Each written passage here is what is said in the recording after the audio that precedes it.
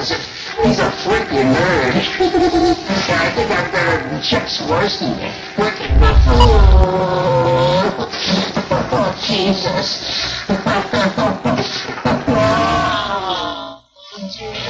Yeah. That's the way.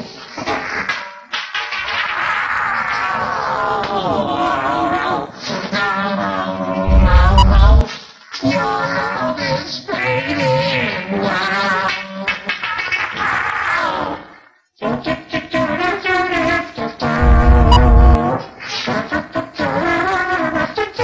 I still see the X. Oh, my files.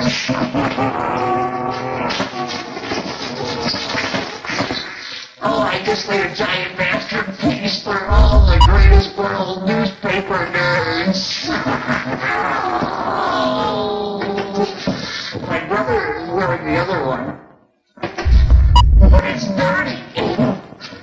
It's got footprints on it. Oh, no, they're coming to get me.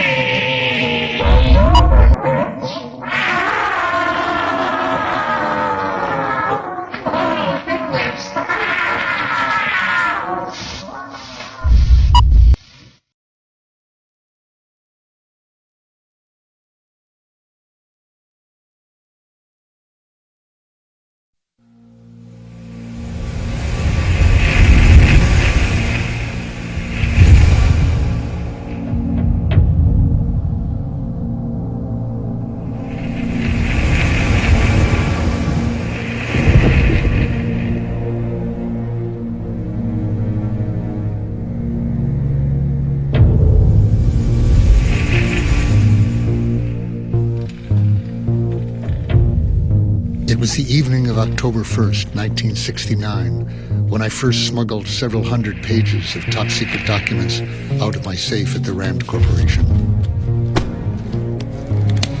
The study contained 47 volumes, 7,000 pages. My plan was to Xerox the study and reveal the secret history of the Vietnam War to the American people. The FBI was trying to find out who gave the New York Times a copy of the Pentagon's secret study. Pow, like a thunderclap, you get the New York Times publishing the Pentagon Papers, and the country is panicking. This is an attack on the whole integrity of government. If whole file cabinets can be stolen and then made available to the press, you can't have orderly government anymore. A name has now come out as the possible source of the Times Pentagon documents. It is that of Daniel Ellsberg, the top policy analyst for the Defense and State Departments. I think it is time in this country to quit making national heroes out of those who steal secrets and publish them in the newspaper. In the first year of marriage, we're talking about him going to prison for the rest of his life. Now, girls, forgive me, concerned about the possibility of going to prison for this? We have a quick back. Wouldn't you go to prison to tell such a story? We felt so strongly that we were dealing with a national security crisis. Henry Kissinger said that Dr. Daniel Ellsberg was the most dangerous man in America, and he had to be stopped.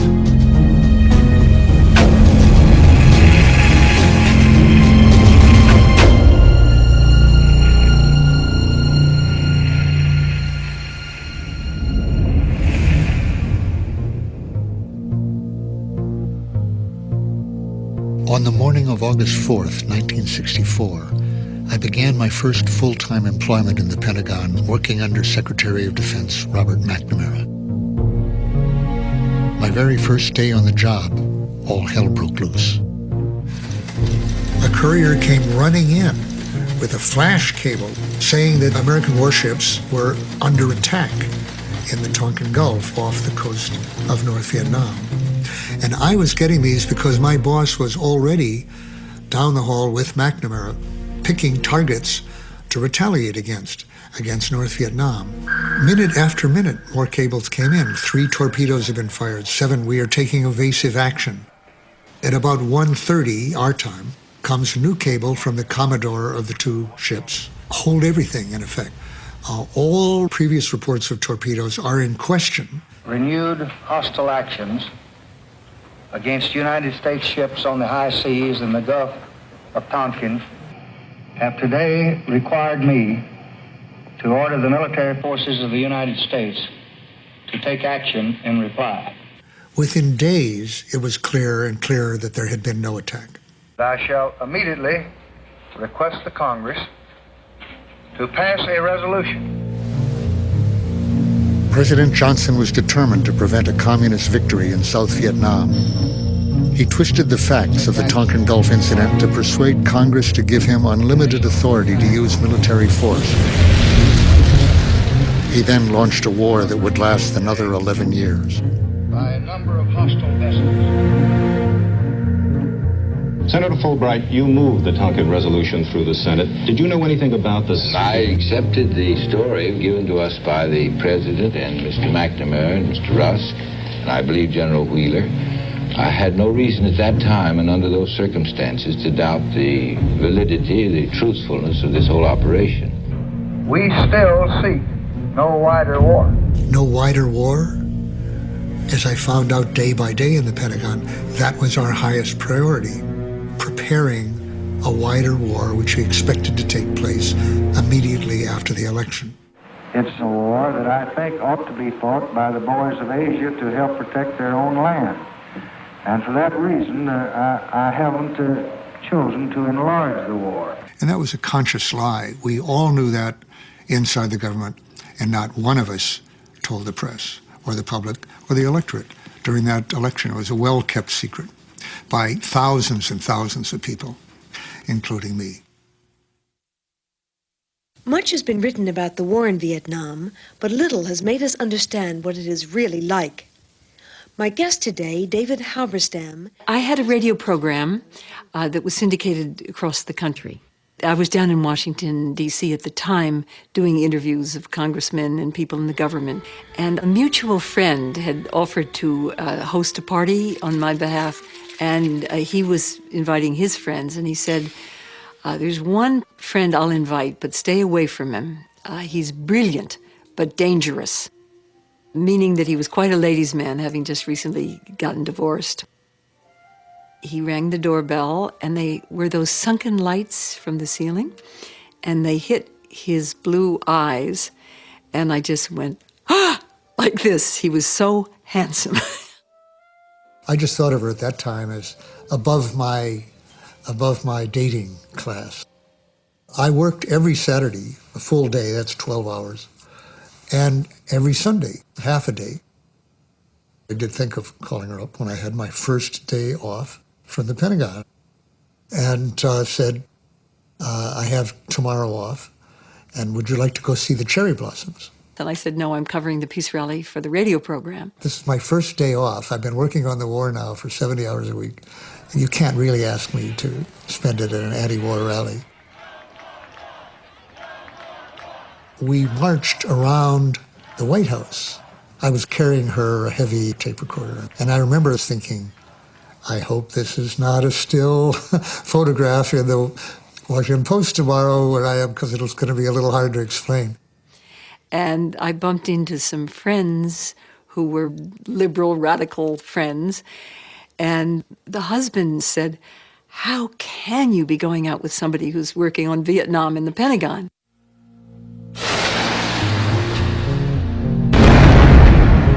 Early 1965, the Vietnam War was about to expand, and I was one of its planners. I had received orders from Secretary of Defense Robert McNamara to gather examples of atrocities perpetrated by the Viet Cong. The Secretary hoped such intelligence would convince President Johnson to launch a systematic bombing campaign against North Vietnam. I had voiced my personal opposition to the tactic of bombing the North, but an order from McNamara for fast action was like an order from God. I had a whole staff in Vietnam collecting data for me. I told the colonel on the other end of the hotline that it all had to be in for the president by 7 the next morning. I needed details of the atrocities by the Viet Cong anywhere in Vietnam. Above all, I wanted gory details of any injuries to Americans. I told the colonel, I need blood.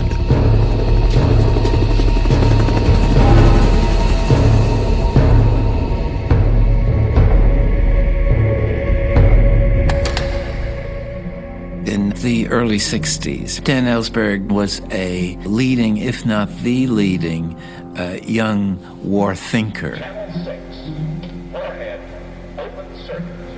The atomic bomb had changed so much, and the military knew that they needed fresh thinking. And they established RAND and deliberately located it on the west coast of the United States so that it would be beyond the reach of anybody in Washington who wanted to meddle in it. And essentially, people were encouraged to think new thoughts, to think big.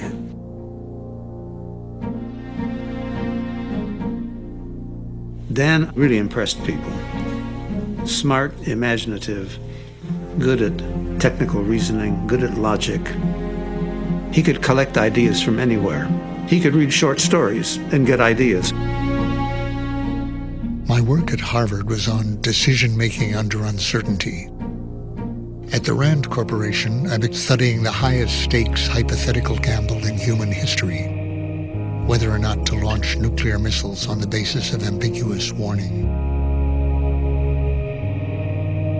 He was focused on the question, if you had to go to war, how to do it in the least dangerous way.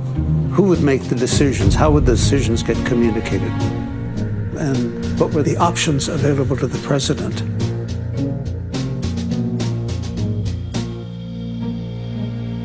About 4 a.m., I got what I was looking for. The colonel told me we've just gotten info that 2 American advisors appeared to have been captured and killed. I asked for graphic details to make it concrete, dramatic. The colonel told me that their bodies showed signs of being dragged, perhaps by chains. I said, good, more like that. Wow, Jesus, this is it. Anything else? Anything like this, anywhere else? This was the only incident of its kind they found. It may have been the only one in the Vietnam War up to that point involving Americans, but one was enough for my report. At 6:30 a.m., I wrapped it up. A little after 9 o'clock, McNamara came back from the White House and told my boss to thank me for my input. It was exactly what he needed.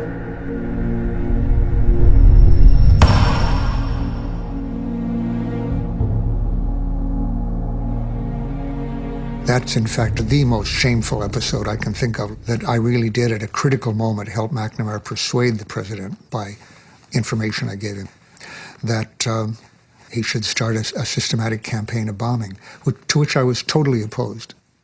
Dan Ellsberg felt everything with great intensity, but nothing more so than this notion he had of his own culpability for everything he had done in the early years of the war. He had an important role in what became the most ridiculously disproportional bombing campaign in the history of the world.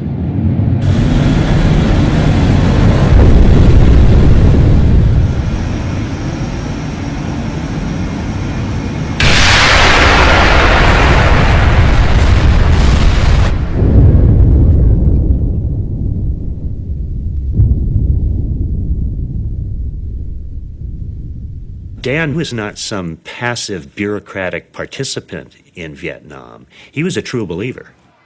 I saw our involvement in the context of a worldwide conflict with communism, a Cold War perspective that I shared with most of my fellow officials. Vietnam, Vietnam!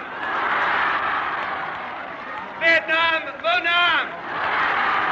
I accepted the basic premises within the government that being allied with America was good for you, good for the other people.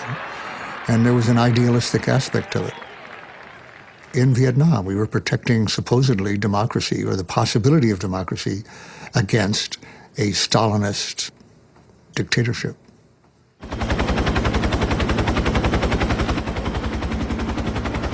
I didn't want to watch the war, which we were now committed, back in Washington. I wanted to be there.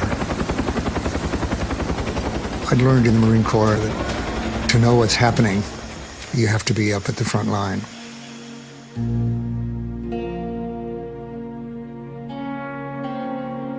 At division headquarters, they showed me a chart of hundreds of patrols going out every night in their zone. I actually picked a patrol from the chart. And it was at that point that the officer at battalion level informed me there were no patrols there any more than in the rest of the country. The chart was entirely a hoax, an illusion, like all the optimistic statistics that had been coming up for years. There were no night patrols by our Vietnamese forces. Only the Viet Cong were out at night. They owned the country at night.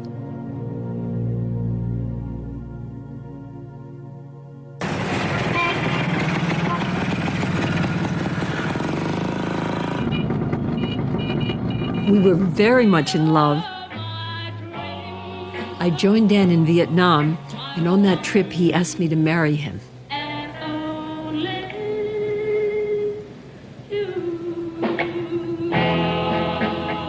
We went to this party where there was this person who'd been in North Vietnam and was describing the effects of our bombing. It was a just welling up of a kind of visceral disgust. As we left the party, Patricia, who'd had some drink during it, said, "How can you be part of this?" Because in some ways, he was more part of it than I think he realized. And I was thinking, oh, I'm against the bombing. I'm trying to stop all the bombing in South Vietnam, trying to do the best I can to moderate the killing. And I'm not getting any credit for that. And she's holding me responsible for the whole war. My accusation of Dan, and I think the passion with which it came out, that really caused him to close off, because he was saying, I don't want to be with somebody that is that critical of me and that doesn't see that I'm risking my life to try to stop the bombing and trying to bring democracy to the country. But he was still buying into the whole zeitgeist of that war.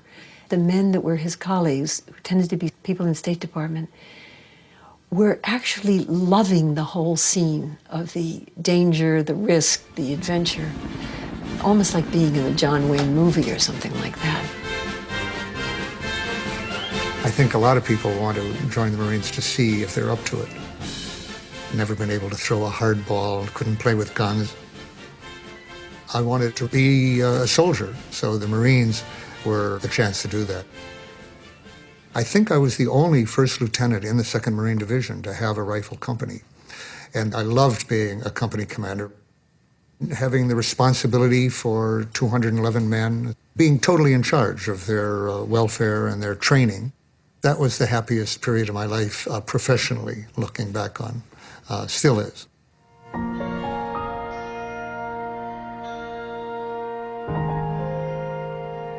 I left, and I could tell he was withdrawn. His heart withdrew into a safe that I didn't have the combination to. So in my own mind, this isn't going to happen. How can I be married to somebody who doesn't give me the benefit of the doubt on this somehow? As far as I was concerned, the engagement was off.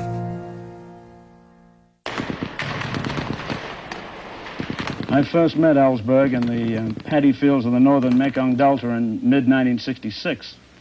He had a Schmeisser submachine gun in his hand. He was dressed in fatigues, and he was attempting to lead an American infantry company on an attack on a sniper position in a hamlet. Dan Ellsberg then was very hawkish and very eager. And was he then a Marine? No, he wasn't. He was a civilian. A civilian, and so he was a civilian. But I asked him what the devil was he doing in the Mekong Delta with a Schmeisser machine pistol.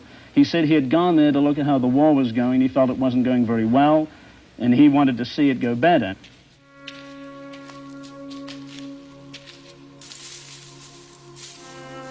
I was walking point with 3 other men ahead of the main company so we could spot an ambush. We heard firing from behind us.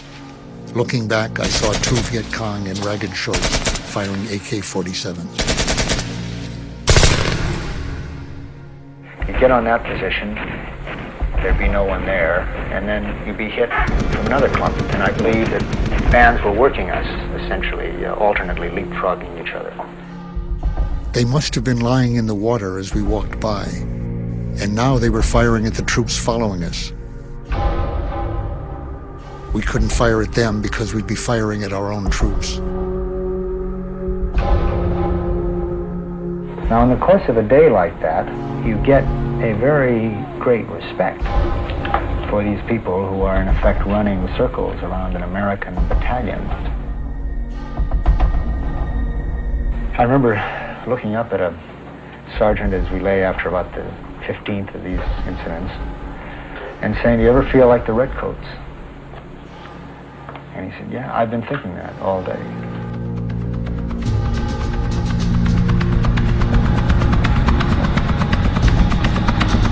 I was beginning to realize we couldn't beat this enemy in their own backyard. We were not going to win.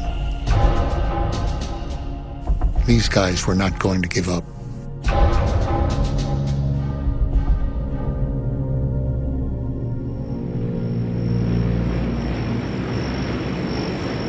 On the way back, which was on McNamara's plane, I'd had the chance to give him more than 100 single-spaced pages of my memos.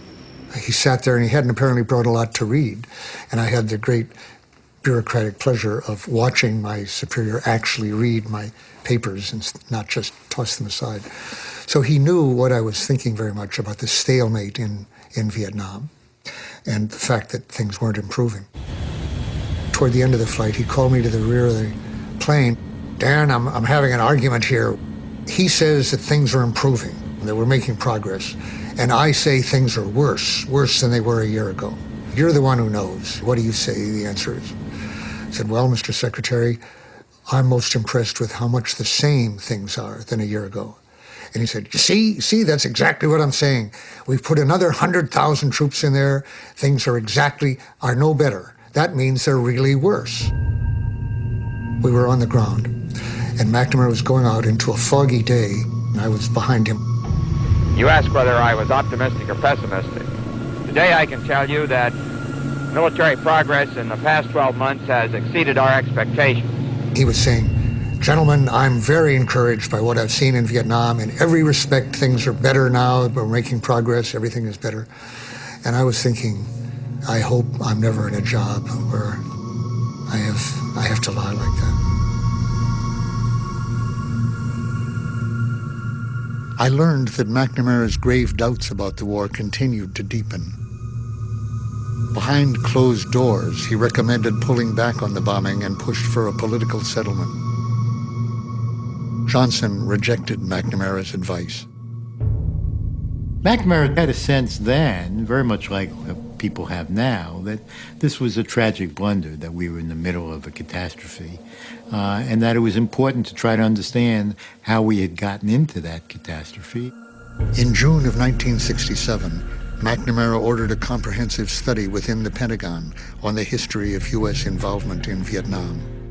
We went to the RAND Corporation and recruited the people there who did historical studies. And then, of course, one of the people we asked was Daniel Ellsberg.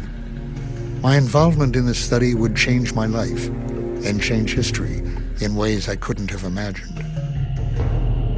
We classified the Pentagon Papers study as top secret and every page of every study as top secret because we considered the existence of the study to be top secret, but the person we were trying to keep it from was not the Vietnamese, who would not have cared at all, or the Russians or the Chinese, but Lyndon Johnson. We feared through the whole study that if the president found out about it, that he would stop it, because Johnson knew that McNamara had doubts about the war and believed that there were a band of civilians in the Pentagon determined to do everything they could to get us out of Vietnam. I don't want a man in here to go back home thinking otherwise. We are going to win.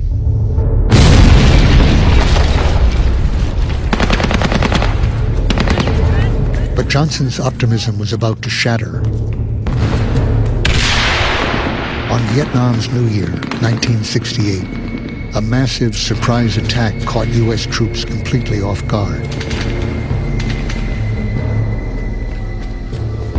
For the first time, the war reached into Vietnam's cities and towns, including Saigon. The Tet Offensive was a devastating blow to U.S. morale, and the American public began to lose faith in the war. With a bold series of raids during the last 3 days, the enemy in Vietnam has demolished the myth that Allied military strength controls that country. The communists hit the very heart of Saigon, the capital. When Johnson's top general asked for more troops, the request was leaked to the New York Times. The story caused a tremendous uproar in Congress. I would feel that our people were badly misguided and did not understand the consequences of such a disaster. Well, we agree on one thing, that they can be badly misguided, and you and the president, in my judgment, have been misguiding them for a long time in this war.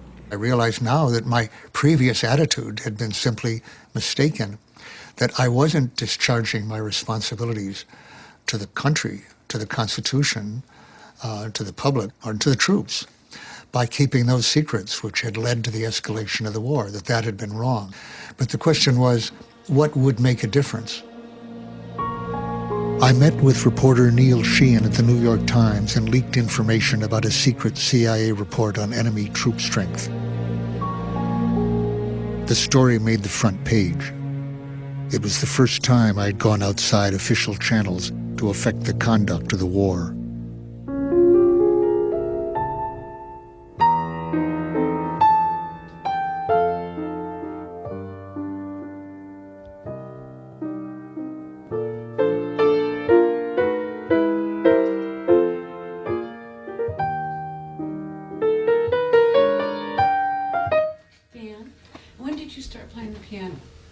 When I was 5, till I was about 15. And how serious were you at the time? Well, I spent all my time playing then for 10 years and then didn't play for another 40. What happened? My mother died, and she was the one who wanted me to be a concert pianist. On July 4th, 1946, we were traveling to Denver, going through the cornfields of Iowa. Very hot day in the middle of the day. My father fell asleep at the wheel, and the car went off the road into a culvert, a little wall rising by the side of the road, and sheared off the side of the car where my mother and sister were sitting, and killed my mother and sister.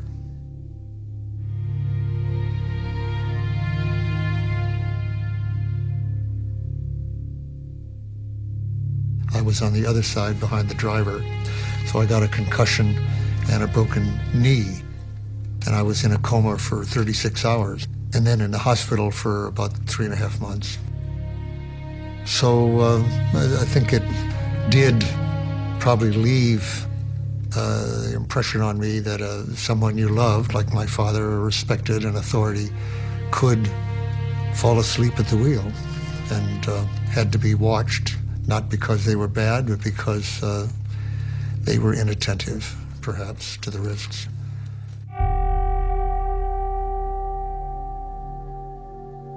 "11 months earlier, when I was 14, Hiroshima had been destroyed and Nagasaki. I was very concerned about this turn of human events. I thought it was very ominous. What I saw as a moral, extremely questionable act by our president, whom I admired, Harry Truman. It got confounded in my mind with my father's failure to stay alert and allowing the car to kill my mother and sister. I shall not seek, and I will not accept the nomination of my party for another term as your president. Never has so much power been used so ineffectively as in Vietnam.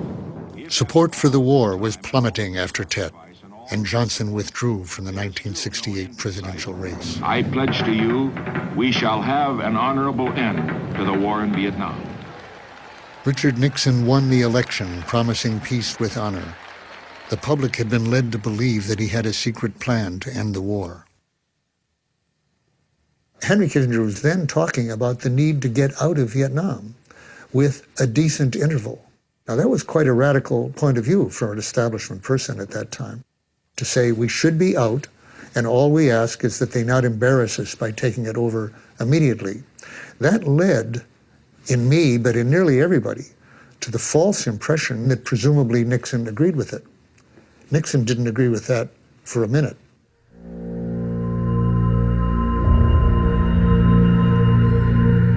I had given a set of options to Kissinger. I drafted at Rand 6 or 7 alternative approaches in Vietnam to consider at his first National Security Council meeting with Nixon.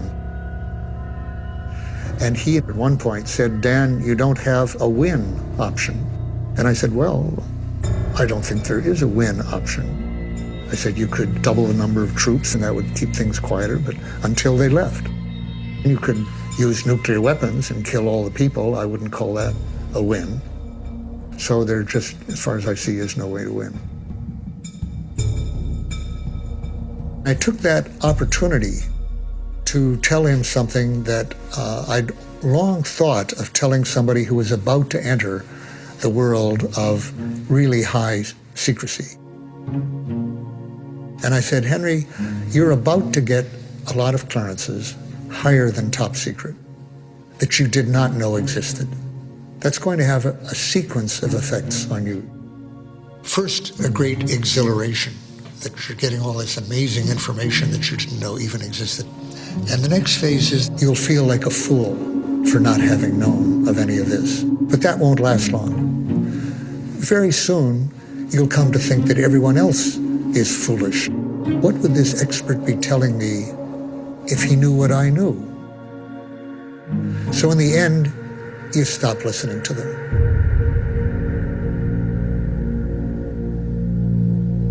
I think everybody thought that Nixon had been elected to end the war and was going to end the war, and it became very clear to me that he was not. Mort Halpern was working for Kissinger in the White House. In the late summer of '69, Mort told me he's staying in and he's threatening escalation. For once, we've got to use the maximum power of this country against that little country to win the war.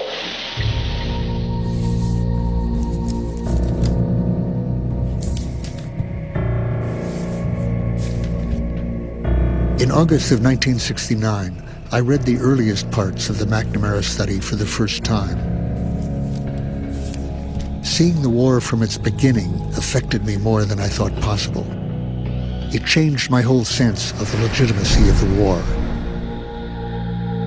What I learned was that it was an American war from the start. President Truman financed the French to retake its former colony, even though he knew the French were fighting a national movement that had the support of the people. But the cost of defending freedom, of defending America, must be paid in many forms and in many places.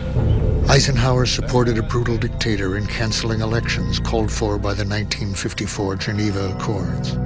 So we opposed elections while pretending to support democracy. We are attempting to help Vietnam maintain its independence and not fall under the domination of the communists. Kennedy lied to the public and to Congress, saying we would need only advisors, even though his own military experts told him that South Vietnam would be lost without an immediate commitment of American combat units. We still seek no wider war. I now saw that Johnson was continuing a pattern of presidential lying. Each president wanted to avoid the stigma of losing Indochina to communism on his watch. It wasn't that we were on the wrong side. We were the wrong side. It was a crime from the start, carried out by 4 presidents as revealed in this study. And now a 5th president was doing the same, with no end in sight. The hundreds of thousands we were killing was unjustified homicide, and I couldn't see the difference between that and murder. Murder had to be stopped.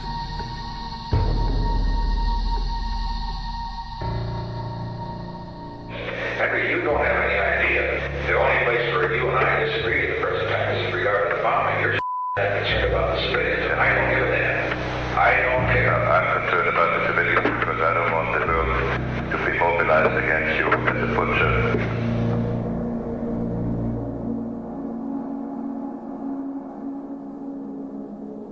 He came from an enormously powerful war bureaucratic machine. And so his thinking came from the entrails of that machine.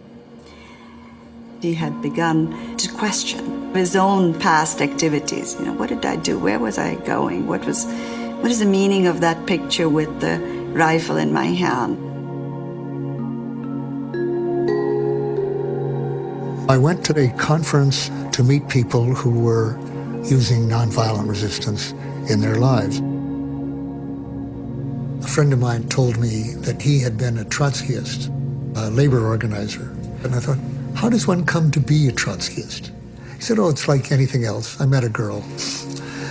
And it is the way it is. So I met a girl from India who had been a Gandhian. I heard her saying to someone else at some point, I come from a culture in which we have no concept of enemy. And it seemed to me you could no more do without the concept of enemy than without the concept of zero in arithmetic. I read into his questioning a real wanting to know, and a real wanting to know because he had seen certain things that he didn't like and that he didn't want to have continued in the world. And so that was the kind of link, I think, with what we were all trying to do. I found myself handing out leaflets in this long vigil line. And at first, I simply felt ridiculous. I felt that you could see the words on my forehead practically. What am I doing here? And what is this about? I knew that if any of my colleagues that ran to the Pentagon were somehow to catch word of my doing this, they would think I had gone mad. Those that impressed me on the importance of being willing to pay a cost to yourself were some young men who were going to prison by refusing to cooperate with the draft. One young man, Randy Keeler, was giving a talk. Within that crowd of people, I was introduced to this fellow from a background that didn't quite fit with the others, and that was Dan. And he talked very personally about what had led him to leave Stanford and join the War Resisters League office. If you can imagine a 25-year-old about to go to trial, having been indicted on 5 counts, each one of which had a maximum sentence of 5 years. And as he was telling this, he said, yesterday our friend Bob went to jail. And his voice broke a little at this. And then he said, a week ago, David Harris, the husband of Joan Baez, went to prison. And he said, and I'm really happy that I'll be joining them. But I'm not worried because I know that the rest of you will be carrying on. So by this time, everybody was standing and just clapping and crying. And I was crying. And I left the auditorium and I found a men's room that was deserted. Sat on the tile floor just sobbing, hysterically crying, just sobbing for a long time, for over an hour. And I had these various thoughts, but one of the thoughts was the best thing that the best young men of our country can do is go to prison. When I heard you say these words, I'm going to prison, it was as if an axe had split my head. But what had really happened was that my life had split in two. And it was my life after those words that I've lived ever since.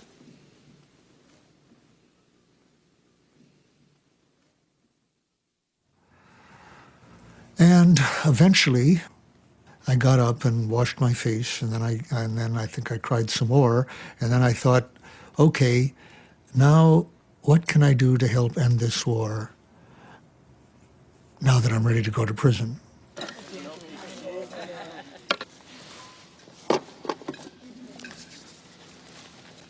This trick is called the square circle. Square.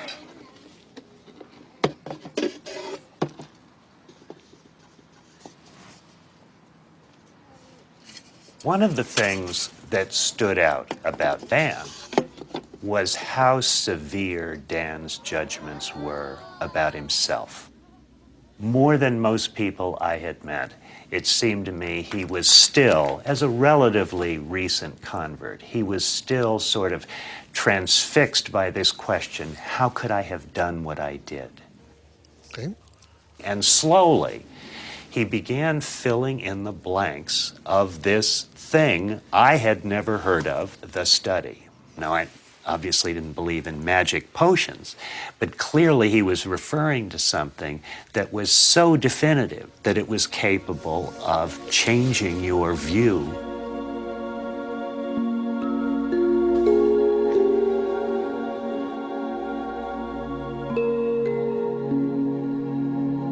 Dan was headed toward walking through the door of being a radical, but he would always he would always go halfway. Back at the Rand Corporation, he sought me out. He said he wanted me to brief him on intelligence in Vietnam, U.S. military intelligence. And so I said, okay, have a seat. All the Vietnamese have ever wanted is self-determination, really. He'd been in Vietnam for a couple of years and had a much more radical view of the war than I did at that point. And I talked to him quite a bit at Rand, and I liked him. He's a very likable person, very forthcoming, very funny, very, very smart. He had sort of given up all his old cohorts at the Rand Corporation and was hanging out with me. He was in my office every day. Then we'd go out to dinner and we'd double date, and people were buzzing about it because he had been one of the top dogs. He did reports that ultimately got him fired about torture and various other reports that they didn't like. After he left Rand, he talked about lies in the studies he had done, lying that had gone on. I said I knew of a study, I'd been reading a study that revealed very high-level lying. I said, Dan, you should leak that to the press.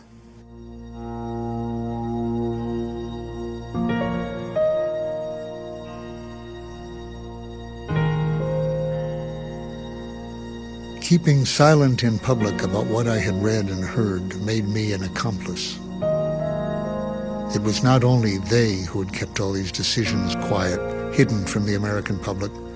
I had kept them quiet.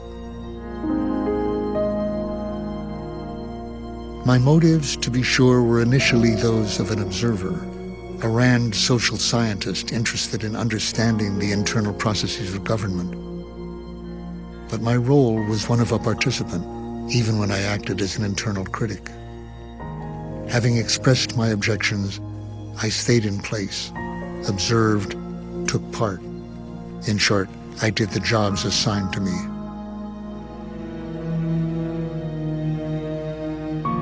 Henry David Thoreau said, "Cast your whole vote, not a strip of paper merely, but your whole influence." What if I were willing to give up my top-secret clearance, my career, my privileged access to decision-makers? What if I gave all that up? What if I were willing to risk prosecution?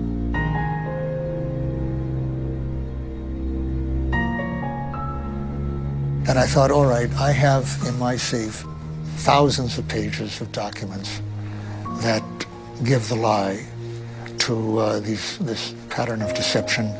I'm not going to be part of this system of lying anymore. So I went and saw Tony, and I said to him, you know, that study I mentioned, I have it, and I'm ready to put it out. I'm going to put it out now. Can you help me? Can you find a Xerox machine? I said, I've got the very place.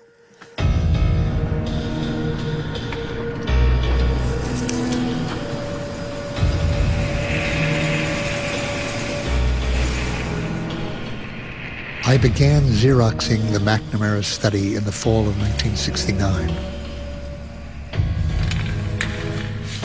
At the end of the day, working at Rand, I would put several volumes into my briefcase to take with me. Walking past the security guards, I could feel my heart beating.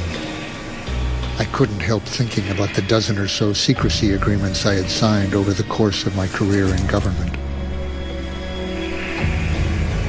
task seemed endless.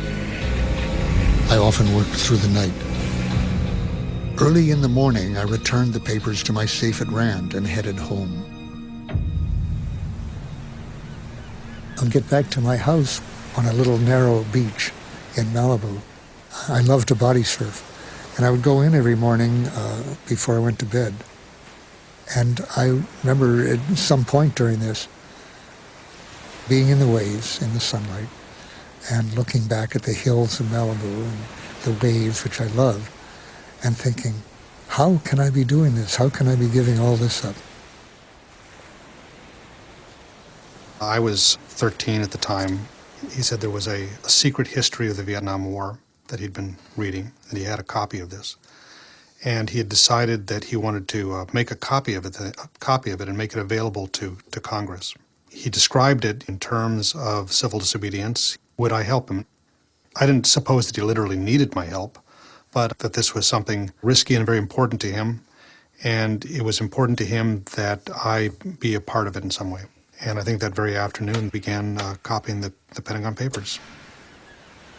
The children were in between on this one in a way that I didn't realize.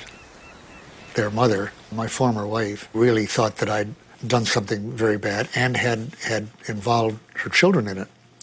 Whereas my thought was that I'd given them a chance to be in on something quite historic. Well, I didn't know when I'd be stopped, and I thought it would be within a matter of weeks, and that I might never see my children again, except through thick glass. I wanted my son, who was 13, to see that I was doing this because I thought it was the right thing to do, and doing it in a straightforward manner, that I hadn't gone crazy.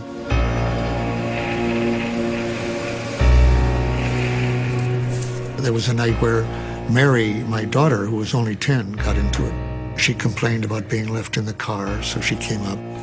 So I gave her a job to do. Tony was copying, and Robert was collating, and Mary was cutting top secret off the top and bottom of the pages. Just working away when all of a sudden there was a knock on the door. There was a knock on the door, the glass door next to me, and I see two large blue uniformed policemen. And there was an LAPD standing there. And I said to myself, these guys are really good. So they saw this family scene, of my 10-year-old daughter and 13-year-old son. I sort of casually covered I took the lid and I put it over the top secret stuff on this and cleared up a little and then opened the door. They said, your alarm's gone off again. And he said, I'm sorry, I got to learn how to figure out how to do that. And they said, okay, be more careful. I thought, there was the guy looking through the window at me, at the crime of the century, crime in quotes, of course, and didn't realize it, went right on, never realized it, never heard from him again.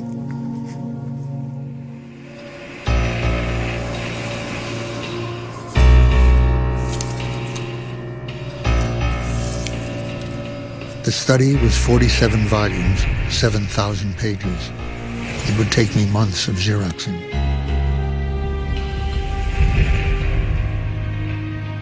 I put my hopes in Congress. I took the papers to the most outspoken critics of the war. Surely they would embrace these revelations and would want to make them public. The people that I needed to talk to or somehow to reach were the ones who had been saying they had been against the war for years while I was supporting the war, longer than me, who said that they saw through the war, that they saw that it was wrong, and what I wanted them to do now, and what I still want them to do, and what they still can do, is to act. But no one did. Meanwhile, the war was escalating. Then I heard Congressman Pete McCloskey give a speech. I said, I think they're not telling us the truth about Vietnam, and I showed some of the things I'd just seen a month earlier.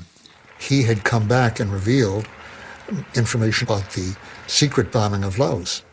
Here was a U.S. representative using the word lies. So I thought, all right, here's a man with the guts then to use some documentation. And somebody handed me a note. The note said, you're right, I have information that will document what you're saying. And he said he'd like to discuss it with me, but he was shortly leaving. And if I was willing to come with him, we could talk about it on the way. So to show how desperate I was at this point, I was paying for a trip to California just to talk with this representative. And he had a passion about him, an intensity, I guess is the best way I'd describe him. He didn't smile much. He was deadly serious, wanting me to understand these documents. I thought then, and I think more now than before, that documents had a power to be taken seriously and to attract attention that nothing else did. I think all of us, knowing that they were top secret, were not sure what our rights were with respect to top secret documents. But those papers were a revelation. And I testified in front of the Fulbright Committee. Afterwards, I went up to him and I said, Senator, I've got a set of papers here that if they were known to the public, would cause public opinion to turn against the war. Well, he said, yeah, I got a set too. There obviously was a kind of culture of timidity in Congress, deference to the executive branch, and a fear of being called unpatriotic, a fear of being accused of revealing military secrets and so on. And this culture was so strong that even senators and congressmen who were against the war didn't want to do anything with the papers that Dan Ellsberg offered them.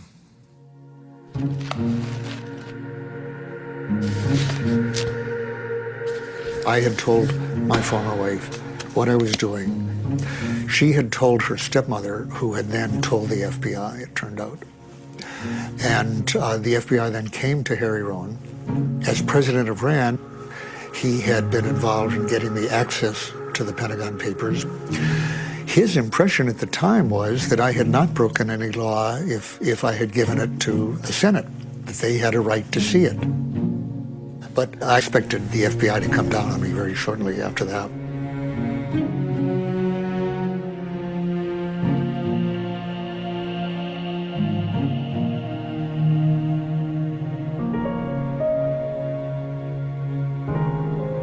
He had really radically changed in his view of the war, and I knew that. I knew he had changed. In the first year of marriage, we're talking about him going to prison for the rest of his life. He gave me a number of the papers to read, and as I was reading it, I was horrified by the coldness, the calculatedness, and in particular, the language of the torturers. They were quotes saying, we'll give the North Vietnamese one more turn of the screw, or let's try the water drop technique. And I was thinking, what is this? How can the leaders of our country be talking in this language and then misleading the American public? And then I just started to cry because I knew that he really had to give them out. And so there were tears in my eyes, and I came out and I just said, do it.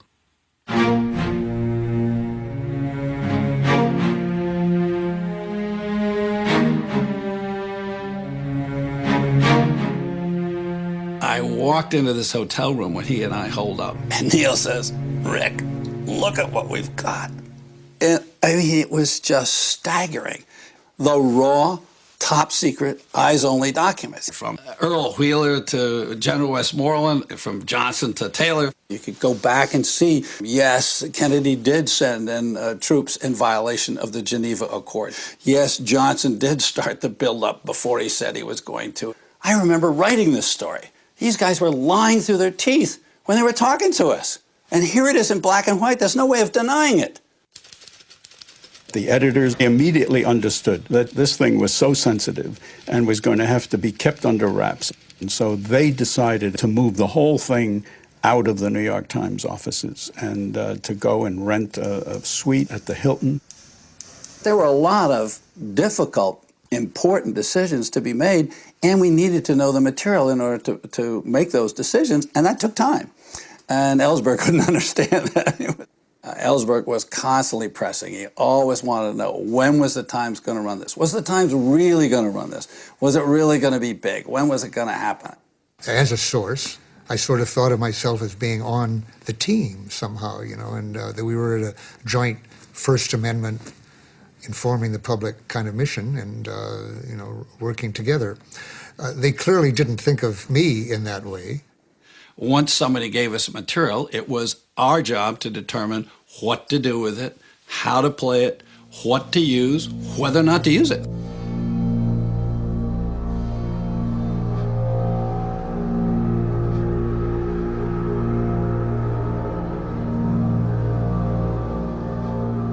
May 71, there was a planned demonstration in Washington for people to commit acts of civil disobedience, to block streets and to block bridges, to do everything possible to disrupt life in Washington in order to demonstrate the anger against the war. In other words, the intensity of feeling about the war had grown. So a number of us gathered in my apartment, Noam Chomsky and Dan Ellsberg and I, and we went to Washington and we formed ourselves as an affinity group. And Dan Ellsberg was, you might say, our squad leader. He took command, and he was telling us when to get up and when to sit down and when to move and where to move, and he was very decisive, and we followed his orders. Not exactly a democratic situation. We would sit down in the middle of a street, tear gas would be lobbed in our direction, and we would run.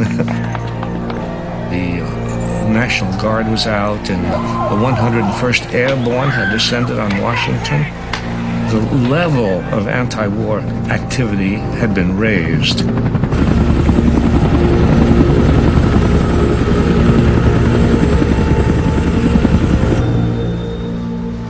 Should we do it? Shouldn't we do it?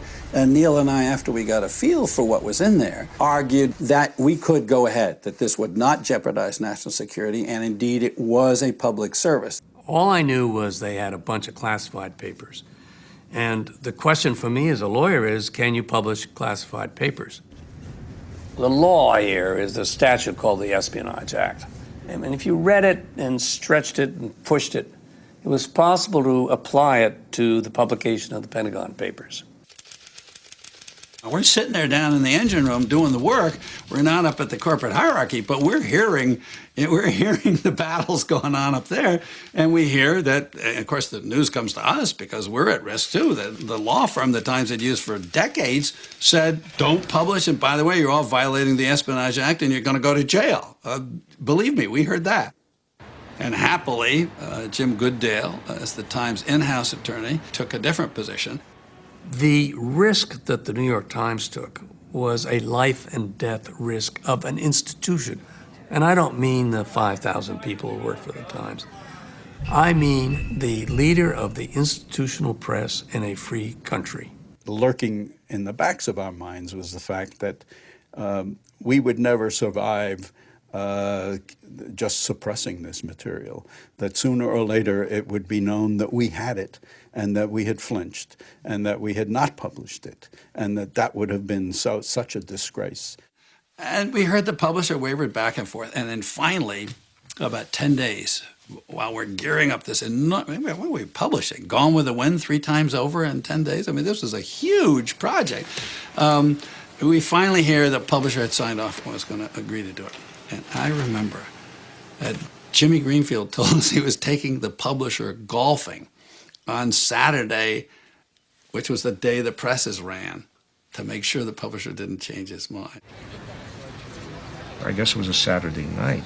The four of us, Dan and Pat Ellsberg and my wife, decided we'd go to the movies, see a movie that Dan Ellsberg, I think, had seen 7 times and wanted to see again, Butch Cassidy and the Sundance Kid. I could see that Dan was agitated in some way, and I asked him what was going on, and he said he had called a friend on the New York Times, and this friend of his said, well, I can't talk to you now. The Times building is encircled by armed guards, and the printing presses are rolling, and we are printing tomorrow a top-secret government document.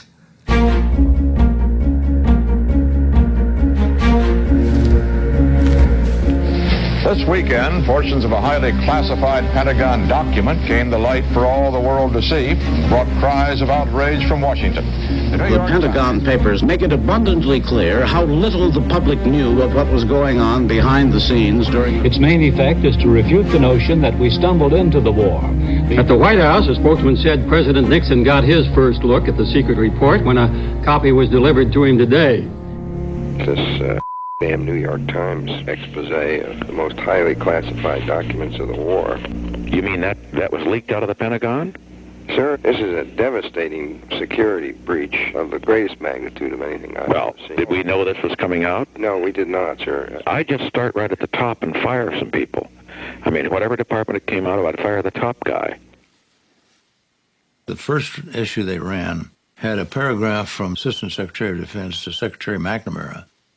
I can almost tell it by memory. We're in Vietnam, 10% to help the South Vietnamese, 20% to hold back the Chinese, and 70% to save American face. Well, every woman in America that had a boyfriend or a husband, they could take it if we were defending the South Vietnamese, but to learn we're just trying to save face, that is a thing that angers you. Monday was a very interesting day. I came back to the New York Times, hustled on the elevator, went up to the top executive floor. There was the biggest shouting argument ever in my life. A telegram that had come from John Mitchell, Nixon's Attorney General. The telegram said, "We want you to stop publication immediately, and if you don't, we're going to take appropriate action."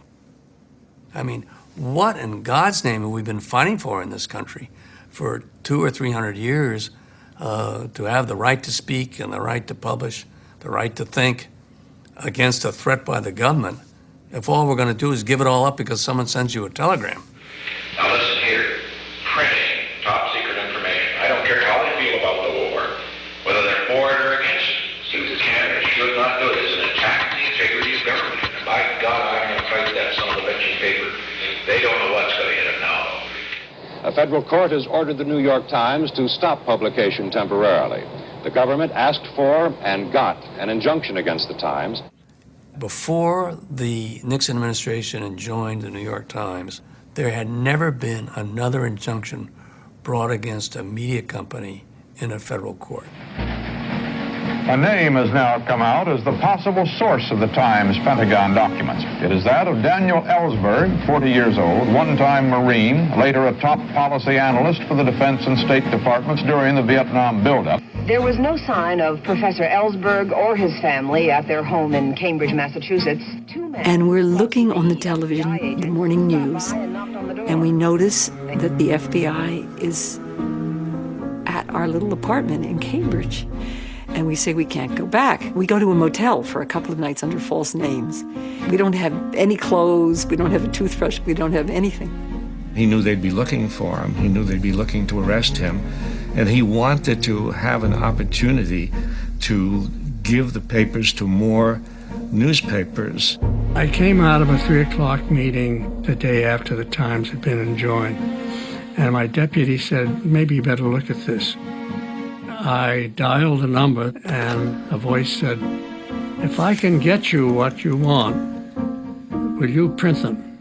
I said, damn well we'll print them. The Post picked up the Pentagon story where the Times left off, but was ordered to halt its publication of the material in the court ruling last night. There was no way of knowing when the New York Times and Washington Post could resume publication of the papers, if at all. This could be the end unless other newspapers were willing to defy the government. I had heard that Senator Mike Gravel would do a daily filibuster until the draft expired. I'm just chugging along with my filibuster, and I get a phone call, and I don't know who it is. He says immediately, is this Senator Gravel? I said, yes, it is. He says, would you read the Pentagon Papers as part of your filibuster? I said, yes. Now, please hang up. As I put it to him over the phone, if you're really going to do a filibuster, I can give you material that'll keep you busy reading until Christmas. The person who physically gave me the papers was Ben Begdickian. He was the editor at the Washington Post. He's a junior senator, and he's from Alaska, and that doesn't carry much weight. So he was, I think, chair of the Building and Grounds Committee. So we meet, and I want to be a little secretive, so we're meeting outside the Senate chambers in the columns next to the Capitol. Lo and behold, Bob Dole comes out.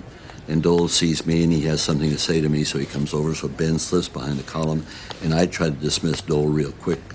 And then I go back to Ben. He's going to get the papers to me in some faraway, dark corner of maybe Rock Creek Park. I always said, Ben, that's not the way we're going to do it.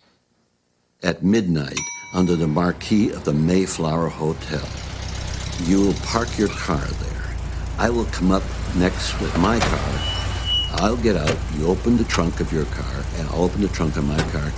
I drive down in my Carmen Kia, and he's got a couple of aides there, and I said, this is heavy, you may want your aides to carry it. He said, no, I have immunity and they don't. And we transfer the papers to me, just like that, in seconds, and I speed away. While I was still underground, I was contacted by the most trusted man in America. Good evening. Daniel Ellsberg, a former State Department and Pentagon planner, and of late something of a phantom figure, agreed today to be interviewed at a secret location. I asked him what he considers the most important revelations to date from the Pentagon documents. I think the lesson is that the people of this country can't afford to let the president run the country by himself without the help of the Congress, without the help of the public. Dan does this interview, which comes out on CBS, nationwide television, as the biggest FBI manhunt since the Lindbergh kidnapping is going on looking for us. But we still hadn't given out enough of the papers. Today, another lid broke loose. The Boston Globe began its series based on presumably classified government documents. The Chicago Sun-Times entered the drama today by running a story which says that the Kennedy administration... Today, the 11 night newspapers and the Los Angeles Times joined the procession. The ball game was over. Any effort at suppressing the Pentagon Papers was going to fail. Dan and his network had distributed portions of the Pentagon Papers to 17 different organizations. They couldn't stop them. As one of the lawyers said, it was like herding bees. The press said, we can look at this, we can make a valid judgment about what serves national security, and we can be and will be independent from our government. And that was a declaration of independence, and it really changed the relationship between the government and the media ever since. The Pentagon Papers story was on the nightly news, the first 7 or 8 minutes of the nightly news, every night for 2 weeks. So that gave it as much public attention as I could possibly ask for. We were underground, so we were able to watch the news day and night. And this thing was unfolding in the most dramatic way. Alaska's 41-year-old Democratic Senator Mike Gravel held a mock meeting of his subcommittee on buildings and grounds with only himself present and began reading aloud the 7,000-page Pentagon secret report in public. The papers prove that for 20 years, we have been victims of our Southeast Asia policy. I was frightened to death over releasing the Pentagon Papers. I had no idea whether I was going to prison. All I could think of was, my country is killing people, we're maiming Americans, and this is terrible. And so I was overcome with emotion, not patriotism, just emotion of something you love dearly that has gone astray. He continued until exhaustion and emotion overcame him after 1 o'clock this morning. I collected myself, and I asked, now keep in mind, I'm the only one on the committee. I asked unanimous consent to put all of these papers into the record, and I've got the gavel, and I slam it, and I say, hearing no objection, so ordered, that's it, papers are out. They're in the Senate record. Can you stop? Hold on. Even if the FBI had wanted to arrest him outside the courthouse this morning, they probably couldn't have done it. Ellsberg was walled off by newsmen and supporters as he admitted that he was indeed the man who brought the Pentagon Papers to the press and congressional leaders. I did this clearly at my own jeopardy, and I am prepared to answer to all the consequences of these decisions. Dr. Ellsberg, you have any concern about the possibility of prison for this? We have a quick Wouldn't you go to prison to sell this war?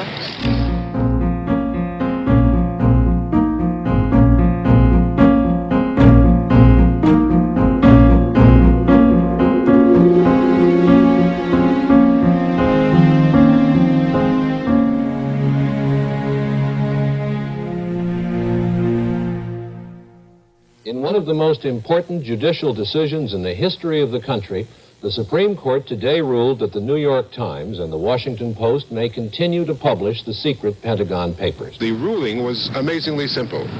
It was that proving the need for prior censorship is a heavy burden, and the government didn't meet that burden. The decision was a great one. The story today is what the Constitution of this country means to us. I've never appreciated what the meaning and importance of separation of powers is so much as in the last week. Were you surprised at how the... When Dan Ellsberg released the Pentagon Papers, he was doing it to stop the war. Perhaps the most important legacy he left us with, though, was a Supreme Court case, the Pentagon Papers case, which is perhaps the most important First Amendment decision in the court's history. I can guarantee you that every day there's a First Amendment lawyer out there citing the Pentagon Papers case in order to protect free speech and free press against government encroachment.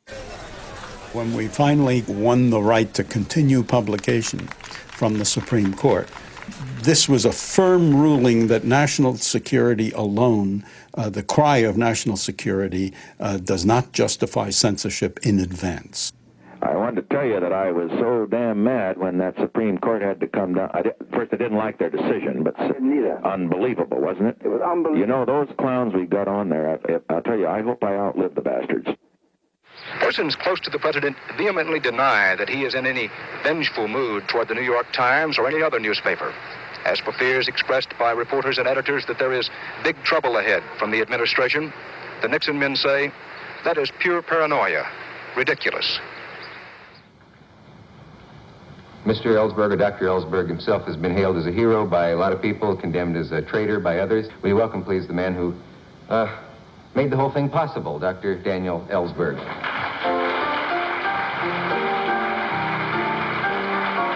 I think that the drama that surrounded the release of the papers, which centered on the personality and experience of Dan Ellsberg himself, gave the papers a prominence that they probably wouldn't have had a grayer personality been associated with this release. That much applause without even doing a monologue? Is there any way to answer in 30 seconds what people can do? I think one thing that people will conclude when they read it is that they have not asked enough. They have not expected enough or demanded enough in the way of boldness, in the way of responsibility from their public servants. Make that known, and I think that our Constitution will continue to function better than it has been in the past.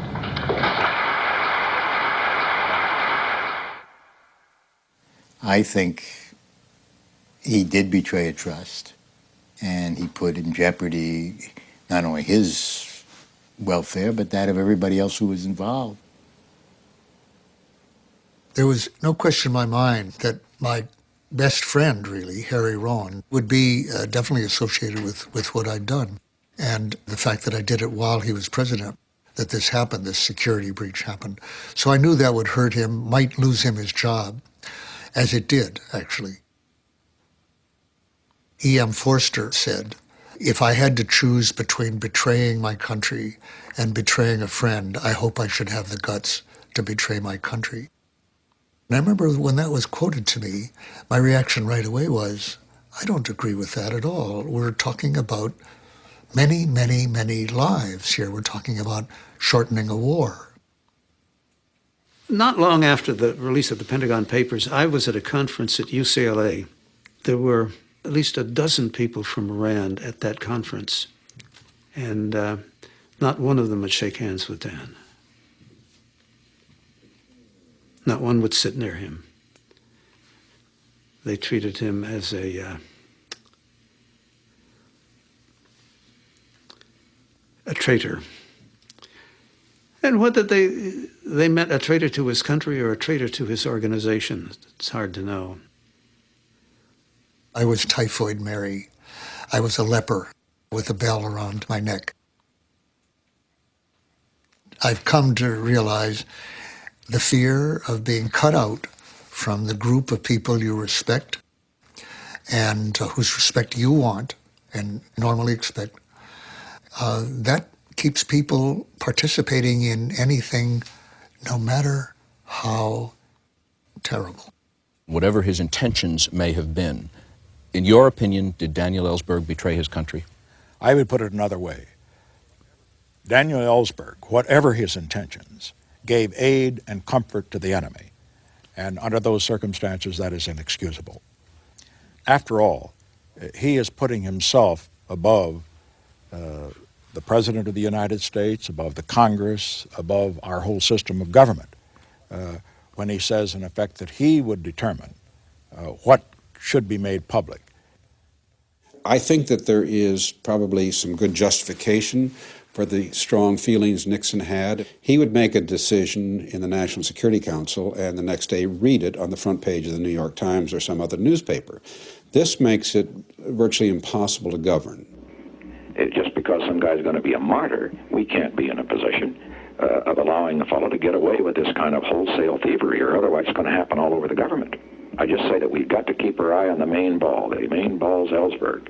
We got to get this son of a bitch. The leak of the Pentagon Papers changed the Nixon White House. It really is what some of us have called the beginning of the dark period. I mean, it was rough and tumble before, but it got down and dirty. So it's really a defining event for the Nixon presidency. And this is when Eagle Krogh, Bud Krogh, was selected to head up the so-called plumbers unit.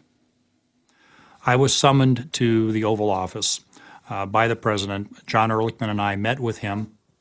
There was some suspicion that Dr. Ellsberg had access to the more recent war plans that had been developed by the Nixon administration and would be able to release those documents.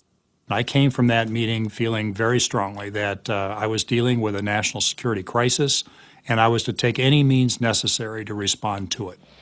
The difficulty is all the good lawyers always say, well, we've got to win the court case, screw the court case, but convict the son of a bitch in the press. That's the way it's done. The president had decided to set up a special investigations unit in the White House staff. We've got to get a better team. There's one guy on the outside. He's hard as nails. His name is Howard Hunt. He can do it, and I'll direct it myself. And I play it gloves off. Now, get it going on. Did Daniel Ellsberg work alone? Was he working with some other people? Was it part of a conspiracy? And it was in that context that a proposal was made by E. Howard Hunt to get information that could be used to discredit Dr. Ellsberg. A covert operation ought to be undertaken to examine all of the files still held by Dr. Ellsberg's psychiatrist, Dr. Lewis Fielding. This went to John Ehrlichman. Underneath that proposal were two lines, approve of the line, disapprove of the line. He wrote his large E after approve, and then put in, under your assurance, it is not traceable.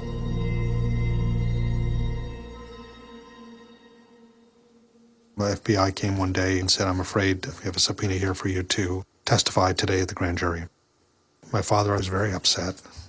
He somehow thought that there was something more that my mother could do to prevent this somehow, if she had better legal advice or whatever her attitude was. So you're the one who got him into this. Of course, he's gonna just tell the truth. And my father said, well, of course, you've got to just tell the truth. My personal involvement in the whole thing, the people I knew about, and the copying of the Pentagon Papers, that became the focus of the indictment. I have a statement. I have a prepared statement that I'd like to read. Well, I said to myself that I would not testify against him. You put my cigarette out. Because after all, to begin with, I had urged him to do it. The Attorney General offers me the alternative of collaborating with him in his attempt to prosecute Daniel Ellsberg by testifying in secret before a grand jury. For me, that is no choice. He was immediately put in custody for contempt of court. He offended the prosecutorial team by refusing to cooperate in any way in the grand jury. If Tony had testified, he would have been out scot-free. The first thing that came to my mind was Gandhi's dictum, you should not cooperate with evil.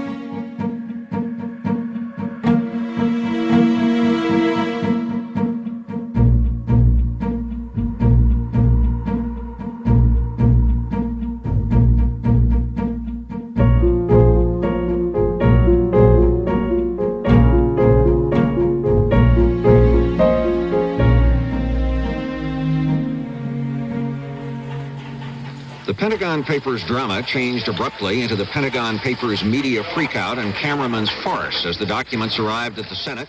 I think Dan was disappointed in that he may have expected too much from the publication of the papers. He may have expected that the publication of the papers would create a greater sensation than it did. Of course, it created a sensation. Where is Mr. Ellsberg? I hope he's in the jail. But I think he was disappointed in the fact that the substance of the papers, the content of the papers, did not seem to be absorbed by the public.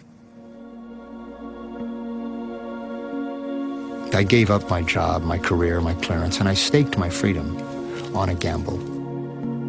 If the American people knew the truth about how they had been lied to, about the myths that had led them to endorse this butchery for 25 years, that they would choose against it. And the risk that you take when you do that is that you'll learn something ultimately about your fellow citizens that you won't like to hear. And that is that they hear it, they learn from it, they understand it, and they proceed to ignore it.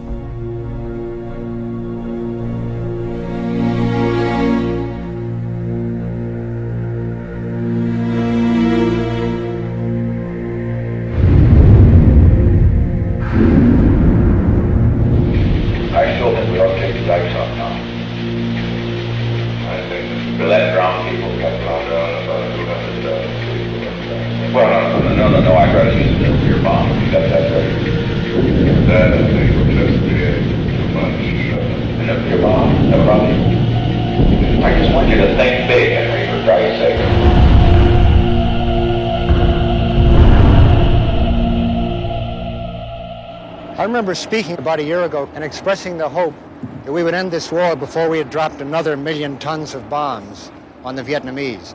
Well, that hope has been disappointed. We could never get into the paper the very fact that we had reported the bombing tonnage.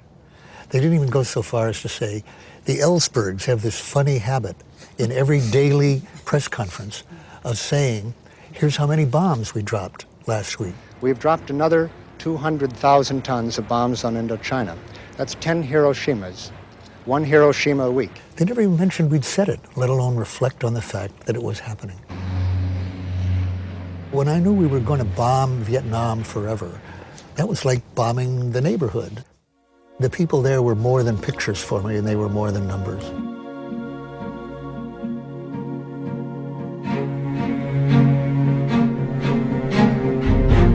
When we went to select our jury, we brought in an expert, actually a psychiatrist. He told us we were defending 2 young men, bright, high achievers, men with a future, who were willing to risk it all for the sake of not themselves or their own careerist interests, but for the sake of a principle.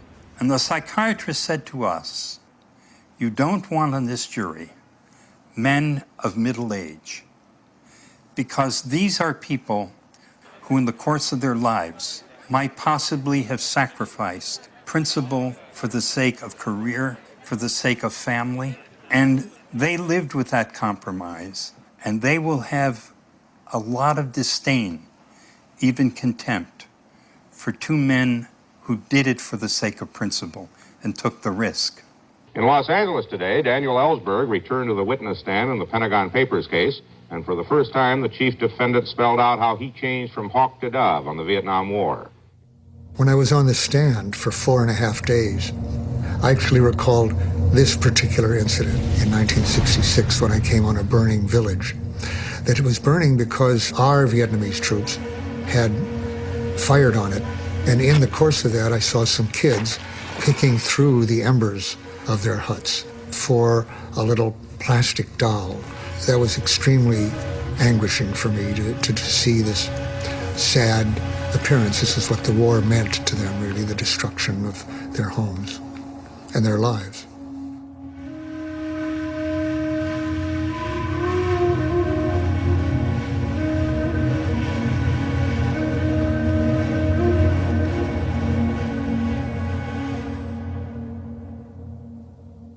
At the Pentagon Papers trial in California today, it was revealed that the people who burglarized the Watergate also burglarized the office of Daniel Ellsberg, psychiatrist. Mr. Ehrlichman, are you telling me that the break-in to Dr. Fielding's office was to satisfy the President of the United States? The President wanted very much to make sure that a thing like this could not happen again. At no time did anyone ask, is this the right thing to do? We never looked at either the legal issues, the ethical issues, the spiritual issues. None of those things came to the level of consciousness. It was a collapse of integrity of the first order. The revelation in the trial of the Pentagon Papers that the White House had sent the plumbers to Los Angeles really, I think, broke open the Watergate scandal. And then to top it all off, if this story needed topping, the fact that the President met with the presiding judge. And the man presiding over the Ellsberg case, Judge Matthew Byrne, today confirmed that Ehrlichman had offered him the job of FBI director. It didn't seem possible, but there were even more sensational developments today involving the White House. An admission from the Federal Bureau of Investigation that it had listened to Daniel Ellsberg on wiretaps as long as 2 years before he released the Pentagon Papers. Good evening. A federal judge in Los Angeles today declared a mistrial in the Pentagon Papers case. He dismissed all the charges against Daniel Ellsberg and Anthony Russo. The judge ruled that the government had so tainted its own case as to make a fair trial impossible. A presidential prosecution that started, we now know, in order to help re-elect a president, and it's ending now, I think, to avoid impeaching that same president. But it won't stop that process because the facts, thanks in part to this trial, are out on the table. They're out of the safes, just as the Pentagon Papers are out of the safes, and they're the same kind of facts. And they can't be put back in the safes. Son of a bitch thief is made a national hero and sending it off on a mistrial. The New York Times gets a Pulitzer Prize for stealing documents. We're trying to get at thieves. What in the name of God have you come to?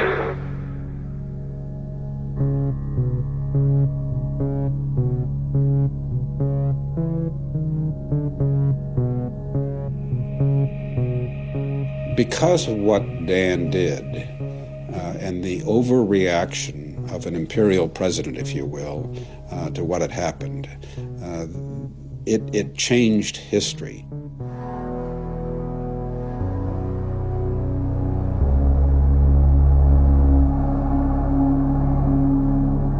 It was the cover-up of the Ellsberg break-in that concerned the White House. And the seeds of all of Watergate occur in the Pentagon Papers.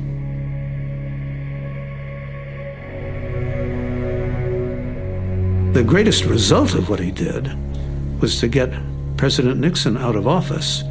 That wasn't, I'm sure, any part of his expectation or his intention.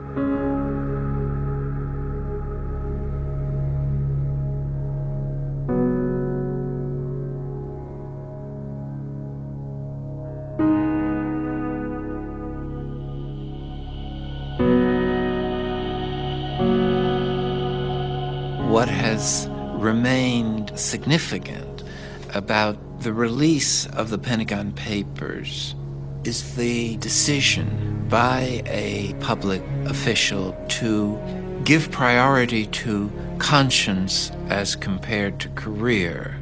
The fact is that secrets can be held by men in the government whose careers have been spent learning how to keep their mouths shut. I was one of those. If you have somebody who starts with such a background within government and who understands what Dan understands about how it works from the inside, and who then continues to speak out constantly trying to unmask the lies and reveal the truth so that people can make honest, clear decisions about their own lives and about the life of our nation, the life of the world. He is the preeminent whistleblower in the very best and broadest and deepest sense. We as a people do have that power. The power to change ourselves and history. We are here today. I think the resonance that I feel with Dan is that he is trying always to do what he thinks is the highest right under the circumstances, regardless of the consequences. I was not able to do that for when I worked in the government. I was too tied into the group I was working for. But Dan does that all the time. It's an amazing life, the way he has lived it over the last 30 years since all of those things occurred.